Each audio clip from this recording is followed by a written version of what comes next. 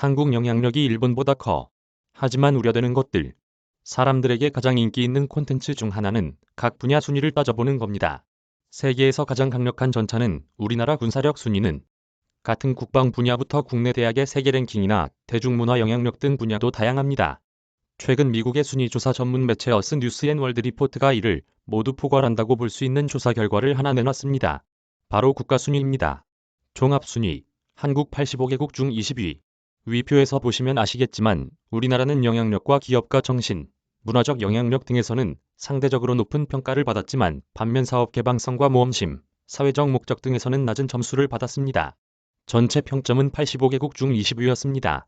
참고로 다소 애매하게 들리는 사회적 목적이라는 용어에 대해 좀 더 설명드리면 인권 환경, 양성평등, 종교의 자유 같은 사회적 가치들이 얼마나 잘 보호되고 있느냐에 관한 것이라는 게 해당 매체 설명입니다. 그렇다면 국가 종합 순위 1위, 즉 2022 최고의 국가는 어느 나라가 선정됐을까요? 사업 개방성과 삶의 질, 기업가 정신 등에서 높은 평가를 받은 스위스가 차지했습니다. 또 하나, 늘 이런 순위에서 우리가 늘 궁금해하는 가깝고도 먼 나라 일본은 몇 등을 했을까요? 일본은 올해 종합 순위에서 6위로 상위권에 올랐지만 지난해 78개 국가 가운데 2위를 차지했던 것과 비교하면 다소 떨어진 모습을 보였습니다. 일본 영향력 왜 낮나? 우리의 과제. 종합 순위에서 일본에게 밀렸지만 우리가 일본보다 앞선 분야가 있습니다. 앞서 잠시 언급했지만 바로 영향력 분야입니다. 우리나라는 경제적 영향력과 수출, 군사력 등에서 높은 점수를 받은 반면 지도자와 정치적 영향력에서 상대적으로 낮게 평가됐습니다. 두 나라 영향력 평가를 볼까요? 표를 한눈에 비교해보면 두 나라 모두 경제, 정치적 영향력이나 수출 등에서 비슷한 수치를 보인다는 걸 알 수 있습니다. 다만 한 항목에서 아주 큰 차이가 납니다. 바로 군사력입니다. 일본의 경우 지금까지 평화헌법에 따라 방어 목적의 군사력 확충만 해왔기 때문입니다. 대신 일본이 공격받을 경우 이 역할은 미군이 대신 맡아왔습니다.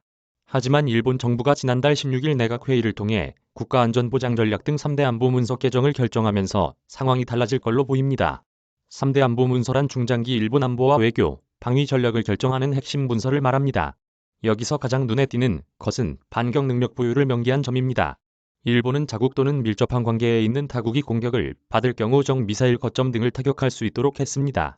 이를 위해 일본은 국산 미사일 사거리를 늘리는 한편 미국의 토마호크 미사일도 들여올 계획입니다. 방위비 또한 대폭 늘릴 방침인데 앞으로 5년 동안 43조엔, 우리 돈 약 410조 원을 확보하기로 했습니다. 이는 종전 5개년 방위비보다 1.5배나 많은 액수로 오는 2027년에는 1년 방위비를 GDP의 2% 수준인 11조엔까지 늘린다는 방침입니다.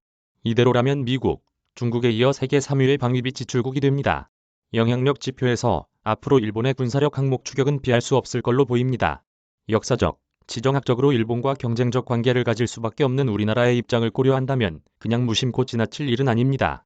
다른 분야에서라도 우리만의 강점을 키워나가는 노력이 필요한 때입니다. 남승모 기자